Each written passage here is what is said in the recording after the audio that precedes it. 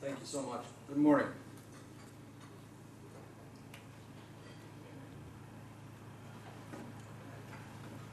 Your Excellency, Dr. Malika Joseph and Mr. Tomislav Delinik,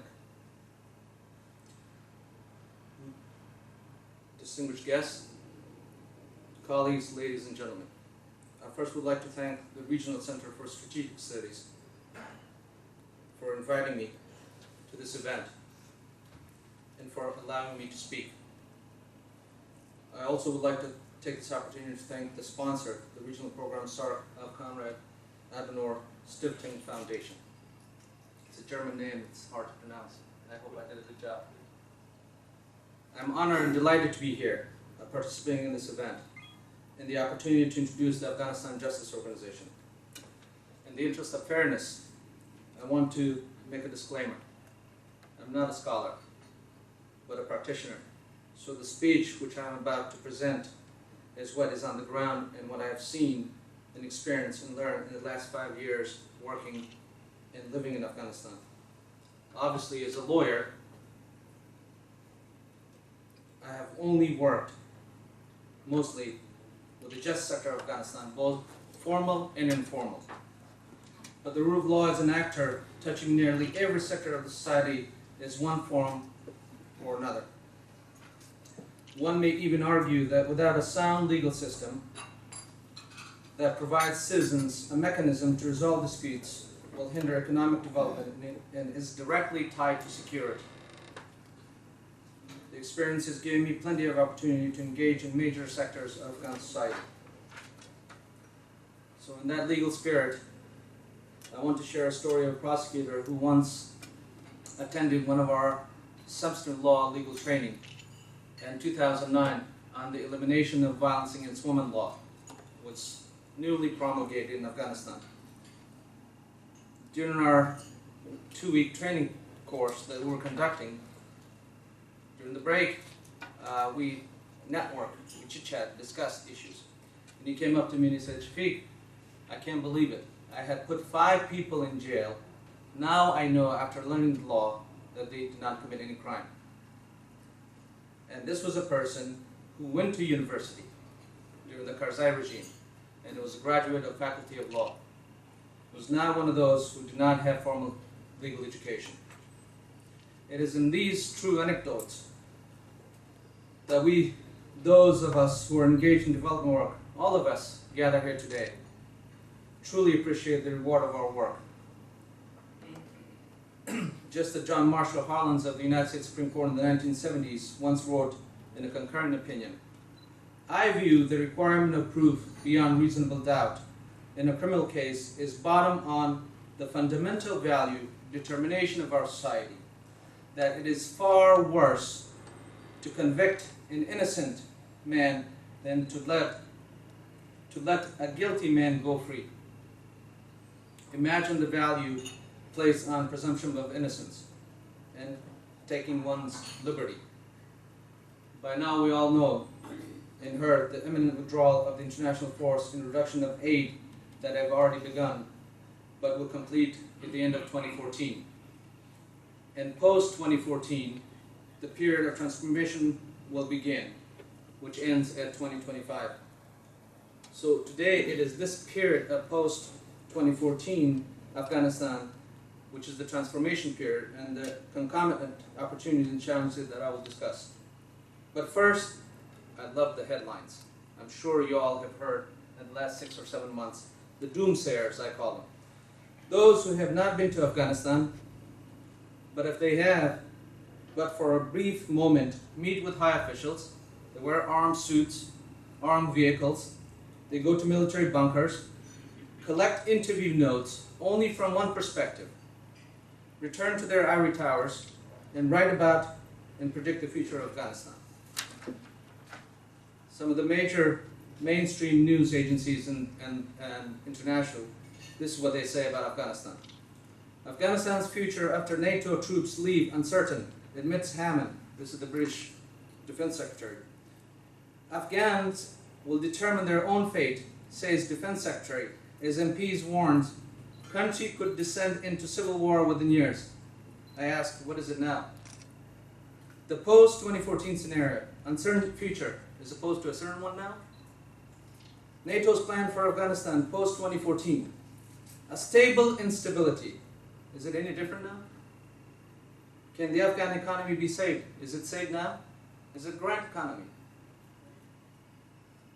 Spectre of 2014 haunts Afghan economy. Simply sensational. It's a great headline. And there's more. Will Afghanistan economy really collapse? Will Afghan descend into civil war?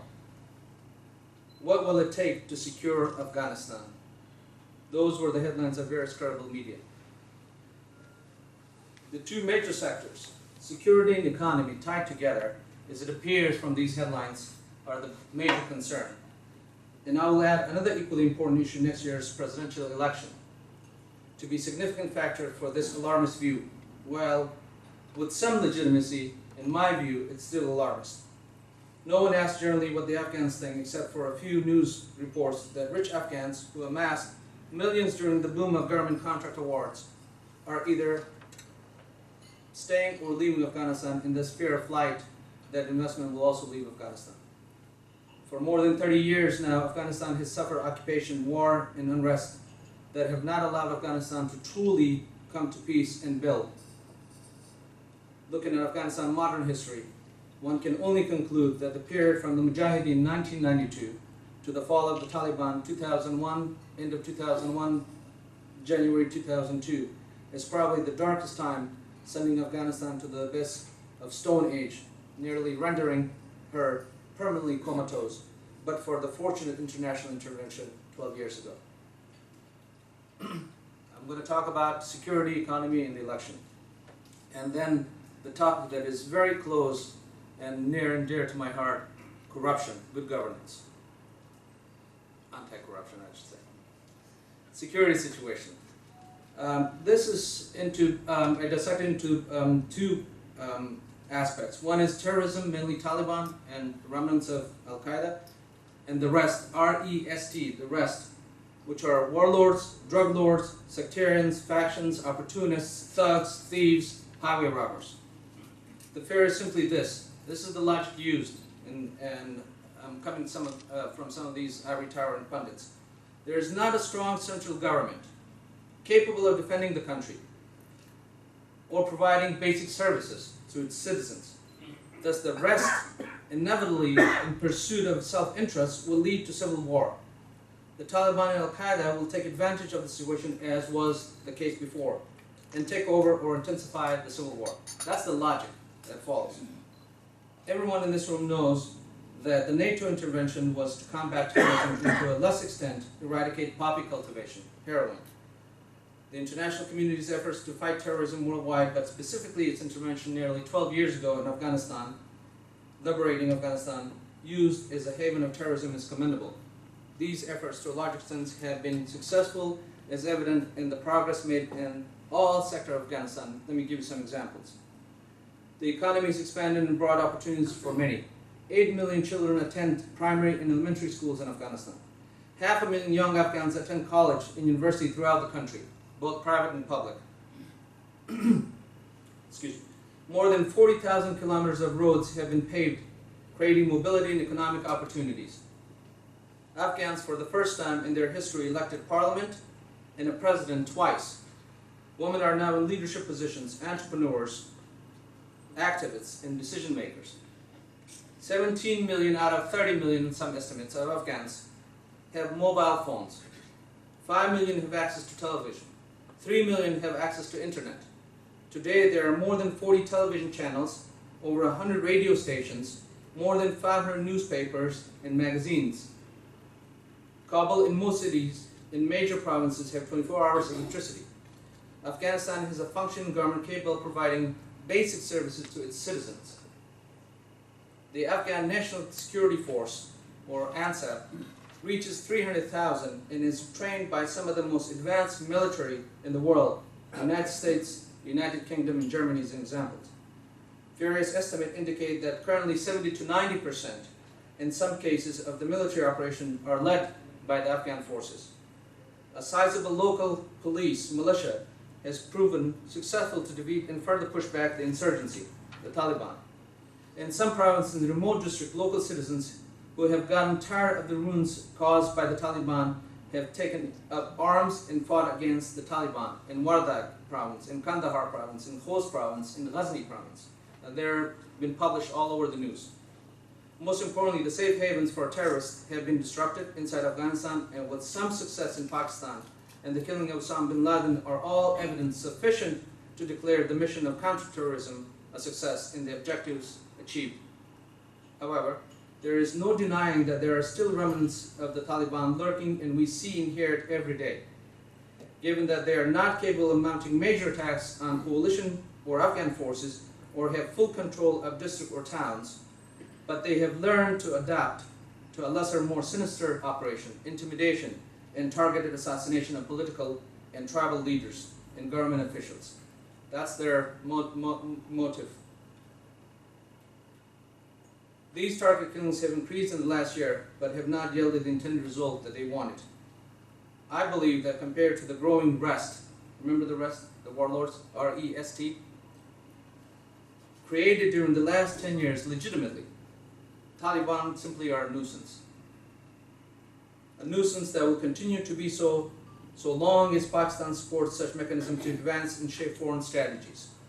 The bigger challenge is the legitimate arming of the various leaders turned warlords throughout Afghanistan. The second biggest challenge is the Afghan justice sector, especially in light of the Bagram, famous Bagram prison transfer. The challenges are daunting. These include understanding substantive law, prosecution, which is resource incompetency. In some cases, they don't even have a telephone to call someone, the prosecutor. Detention and presentation of the detainees in courts, very difficult. The sensitivity of national security evidence and collection of those evidence, and the safety and security of the trial participant and witnesses. A strong and sound judiciary and law enforcement capable of successfully and within the law convicting these criminals and sending them to jail will prove more effective than any military campaign. But this requires a strong leadership and political will that the current Afghan leadership lacks. The economy. The global economic slowdown has severely hampered business growth even in the most advanced and wealthiest economies of the world. One can only imagine how much more than 40 years of debilitating conflict, war, and unrest have devastated the Afghan economy. Fortunately, the Afghan economy is, and the country itself has experienced historic developments, as I've outlined them before, and progress in the last decade. Afghan standard of living is much higher today than it was a decade ago. According to a World Bank report, the Afghan economy grew GDP by 11% average each year for the last 11 years. Compared to South Asian countries, Afghanistan economy has done fairly well with respect to growth. Its GDP, though it's a poor country, is between $19 and $20 billion. And 70 to 90% of it is unfortunately coming from foreign aid. This year, the 2012-13 GDP growth is expected to pick up again and is projected to reach 7.1%. Favorable weather conditions during the first quarter of the year result in a good harvest season, which is likely to increase agricultural output.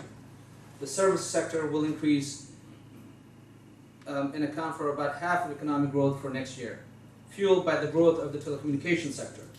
In addition, donor funding and development projects will continue to drive the demand for transportation distribution services until the end of next year. Longer-term projections are less positive. Aid levels are expected to decline significantly, which will reduce GDP growth to levels of 4 to 5% per year. A sizable financing gap that's now supported by the international aid will continue to exist until the end of the transformation period. Despite production of healthy growth in domestic revenue collection, Afghanistan's biggest economic challenge is funding sources of sustainable and equitable growth in revenue collection mechanism.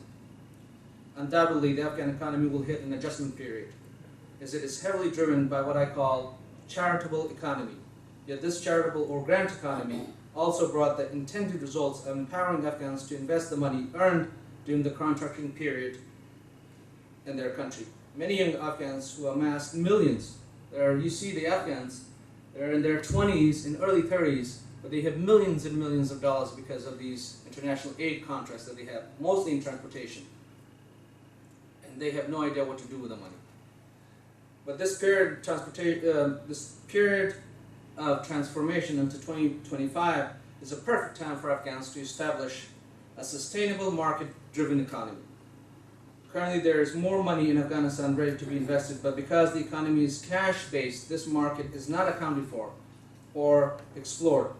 Some even go as far as declaring that Afghanistan is on the leading edge of tech revolution. There's a Time magazine article in March that reports about M-Pesa.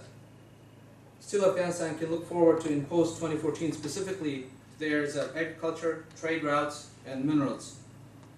As I mentioned earlier, Afghan economy is heavily agrarian.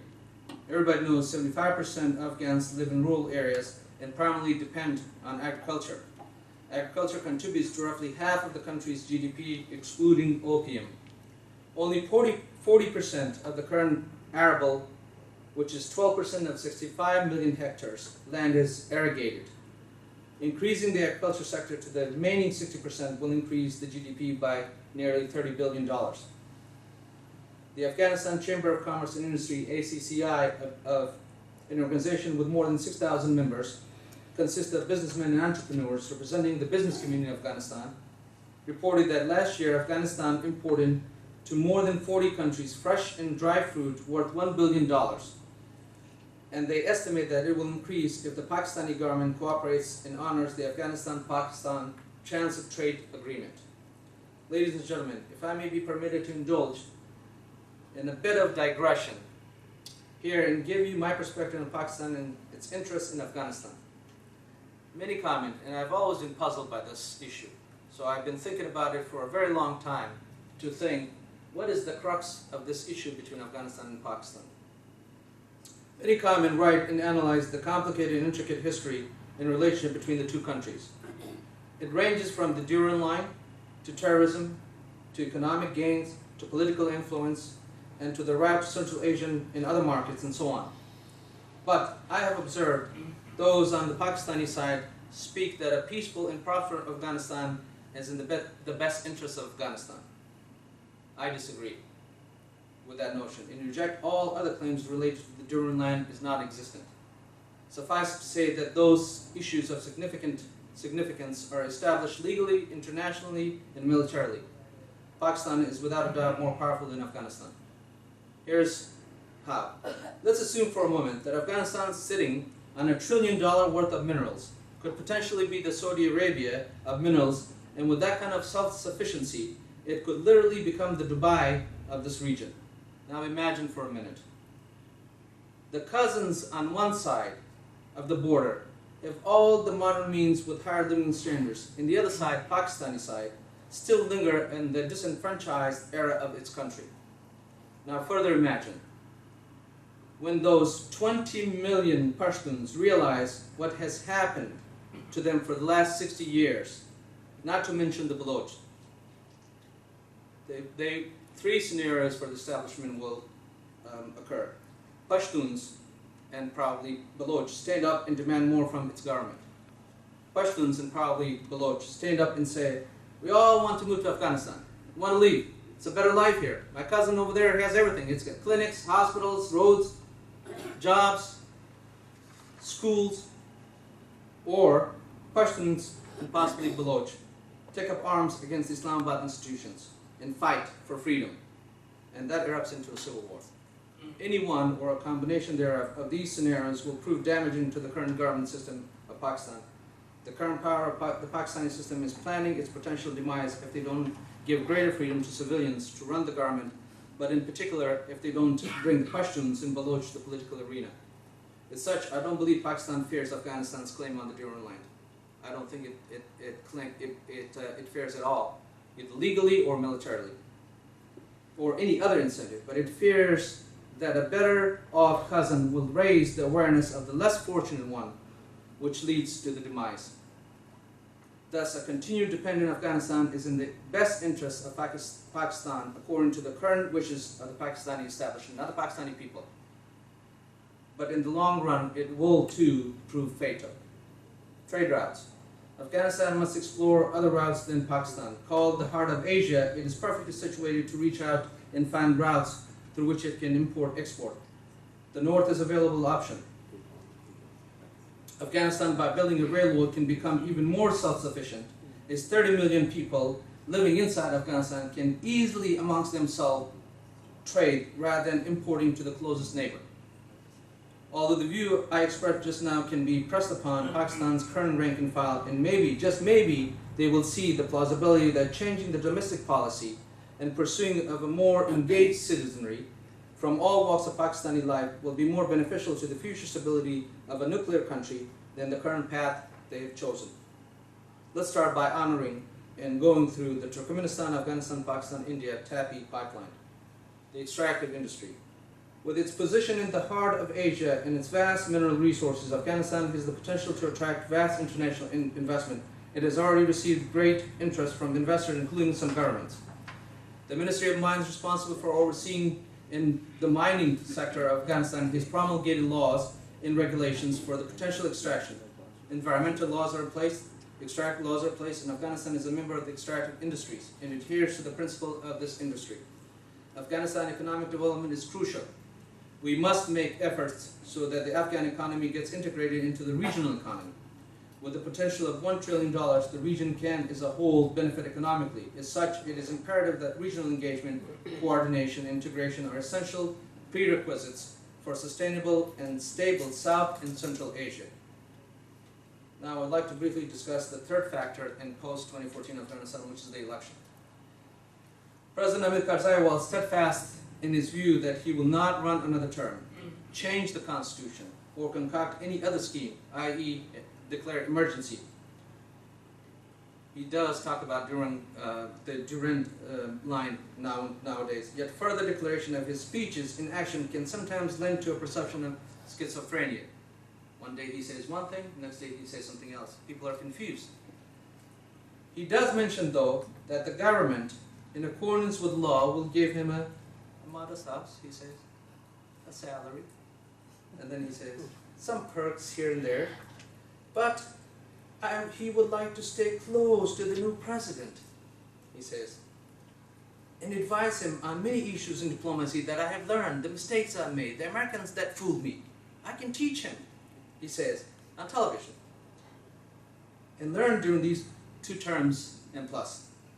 This is the quintessential narcissistic, genetically inherited of all Afghan leaders in modern history. They lack the capacity to simply leave the country to another person. It cannot be.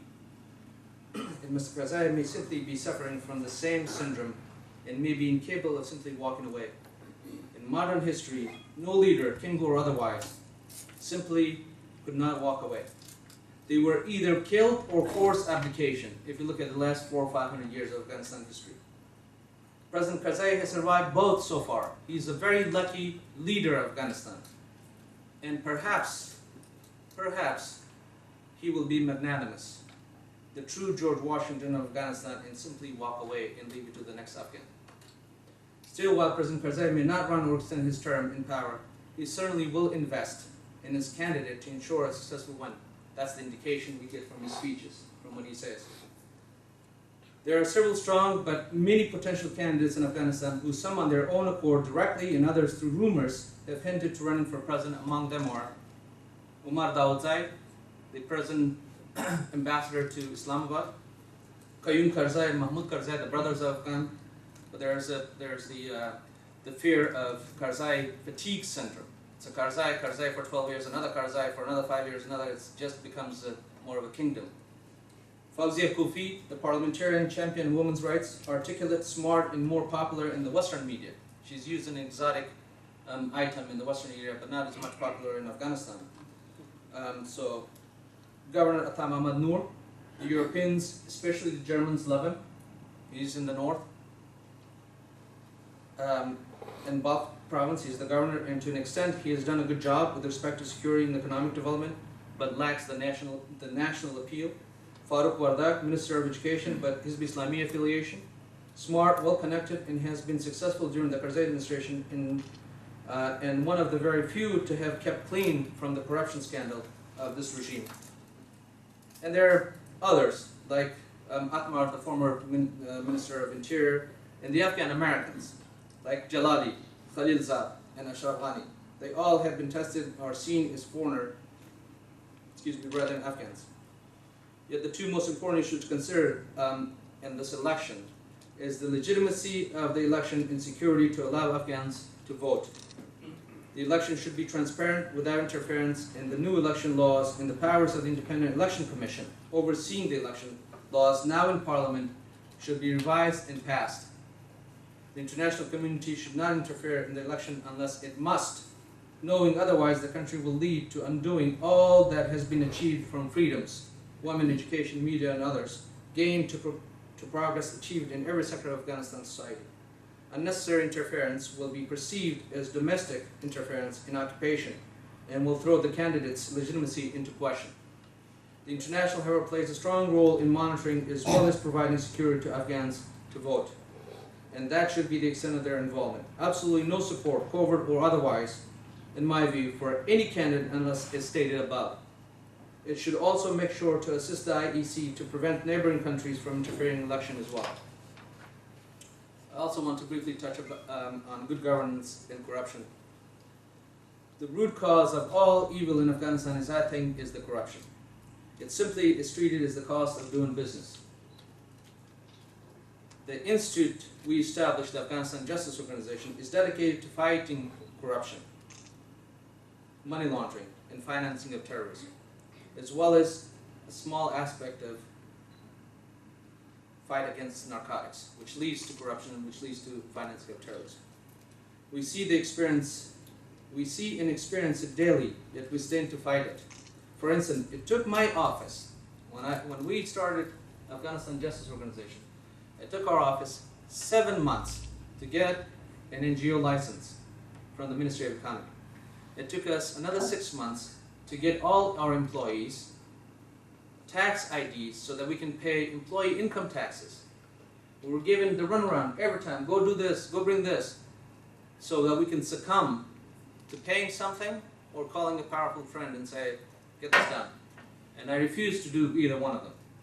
So I told the staff, I'm an angry man, and I go there and somebody talks to me and they say something illogical and say, you didn't cross the T, you didn't put the period here, go do it back. I'll get angry. So I give it to the staff and say, you do it. And he's a really patient person, and he went there for 6 months until we got this license and the IDs for our employees so we can pay taxes. And we would go to the ministry and say, look, many companies, domestic and internationals, including NGOs, international NGOs who are working in the legal reform sector are not paying taxes in Afghanistan. We do not only want to pay taxes, but we want to be a role model for all the domestic and international community to pay taxes. So finally we got it. I once prepared an anti-corruption training class tailored for police, prosecutors, judges, defense lawyers, and specialists responsible for monitoring corruption and finding ways to mitigate or eliminate it. I met with the head of the High Office of Oversight on Anti-Corruption to have a meeting. In my meeting, he asked me if you have any training books or materials. I was so proud, just tried to impress him, and we put together this really nice, beautiful book, and I presented it to him. He went through the first few pages, flipped it hand through the table of content, and he reads it out loud. He says, we had it there. Anti-corruption, or corruption from Afghanistan law's perspective. Corruption from international law's perspective. Corruption from Islamic or Sharia law's perspective. He slaps the book and puts it down. He says, Shafeek, for 1400 years Islam has been telling us corruption is bad, un-Islamic, but we all still do it. What is this you're teaching? Do you understand? He says to me. I said, I got the point. No problem. He says, I want practical examples. Teach them how it impacts their livelihood. How do we mitigate, rather than having 30 signatures on issuing a passport or a license, to have only 2, so that we will reduce the opportunities for corruption. Stop teaching them international and UN laws. This is what we tried through our strategic communication, and we start holding conferences and seminars to ordinary citizens and tell them, do you know where the government gets the money? When you complain, I don't have roads, I don't have clinics, I don't have hospital, I don't have schools. You know how they build it? Where's the money coming from? So we changed our approach to a certain extent. It's a bit successful because it's a grassroots efforts that we have done. So the challenges and opportunities discussed in the security, economic, and the third prong next year election are crucial for the continued achievement of a nation struggling to take a breather to live in peace. And certain steps have been taken in collaboration between the Afghans and the internationals. Those are the doomsayers. First, on the security transition, the international coalition has laid out a clear plan of support. The Afghan National Security Forces now lead nearly 90% in some instances of all combat operation in Afghanistan. Later, as it gets closer to the withdrawal, they will be in the lead 100% of the time. The strategic agreements signed with several nations, specifically with the United States, ensures both continued stability and a psychological framework of reference to Afghans that they will not be abandoned. The Afghanistan economy must be transitioned from the grant economy to one of market economy, led by private sector. The framework of mutual commitments and mutual accountability agreed to in Tokyo last year is essential for this transition to deliver. And so is the growing regional consensus and ownership of what is now called the New Silk Road vision, started by former Secretary of State Hillary Clinton. Next year election plays a major role in sustainable security, which requires a successful political transition. Peace negotiation will not result in any substantial change in the position of the opposition, the Taliban, unless major concessions are made and promised, and that should not be given, nor promised. The United States and allies should pressure Pakistan so that together advance a reconciliation process that ends the violence and brings peace to the region. The election should be fair, transparent, and free of any external interference, including domestic. Afghanistan and its neighbors share many common threats, and that should inspire all together to find a common solution to carry them out in the spirit of collaboration and cooperation. The rest of the international community should support and endorse such collaboration and cooperation. Let's face it, there is no escaping that the fortunes are tied between Afghanistan and its neighbors. The region, not Afghanistan alone, working together is the only way to ensure that Afghanistan and the region would realize their shared aspirations for a stable, secure, and prosperous region. What roles can those of us working in various fields, think tanks, civil societies, and the likes can play and promote these aspects? On the security side, we can have public engagement, continue to support those in the peace process. As Dr. Malika Joseph mentioned, that we co-sponsored a women's role in peace process, in which we invited last December in Kabul a half-day seminar and discussion including parliamentarian, media, military, police, high peace council member, all women. Education, counterterrorism ideology. It is by now self-evident that the fight against terrorism cannot solely be won by military means, nor by negotiating peace, an elusive concept at best. The crux of this problem lies in addressing directly the ineffectual method that is terrorism employed by those who believe they can achieve their goals and aims through terrorism. Al-Jamal Islamiyya, Islamic Unity, an Egyptian Islamist movement designated by the United States and Europe as a terrorist group, believed to be responsible for the killing of hundreds of prosecutors, police, civilians, tourists, and even the assassination of Egyptian President Anwar Sadat in the 1980s. In 2007, the group renounced violence, and the co-founder, Naji Ibrahim, as they pronounce it in Egypt, Naji Ibrahim, is now a prolific speaker against the evils of violence in terrorism, while still adhering to the principle of Sharia and Islamic rule. The realization that violence is not the method to achieve an Islamic state in Egypt, governed by Sharia law, is what Afghanistan desperately needs. And furthermore, what the Taliban must desperately heed if serious and desirous about participating in Afghan life. They must give it up. While the idea has not been tested in Afghanistan, but everything else has been. Hence, I strongly recommend, although it should be a regional approach, not an Afghan, in consultation and collaboration with civil society and think tanks in Pakistan and India especially, both those countries, to invite a well-known personality to speak on the evils of terrorism. There should be a collective approach by the organization in these three countries, Afghanistan, Pakistan, and India, to invite and engage a well-known personality like Nagih Ibrahim to come to Afghanistan, Pakistan, and India and speak from experience about the evils of violence and how much he regrets that he used to engage in or his group, and explain from experience the benefits of a peaceful protest and civil disobedience in addressing grievances in a society, not violence. The other work our institutions can do is to engage in strategic communication, conferences, seminars, workshops, TV and radio engagement, local community leaders, tribal leaders. Those are the activities and those are the work that we as civil societies can engage in. Lastly, I want to ask you something. Does anyone here play golf? Have you seen it on TV? No golf? My job is difficult now. I hope it makes it easier. I play golf, but I'm terrible at it. Afghanistan to me is like a golf course. Generally speaking, beautiful, serene, and silent. Yet to a novice like myself, it is full of hazards, sand traps, water, and trees.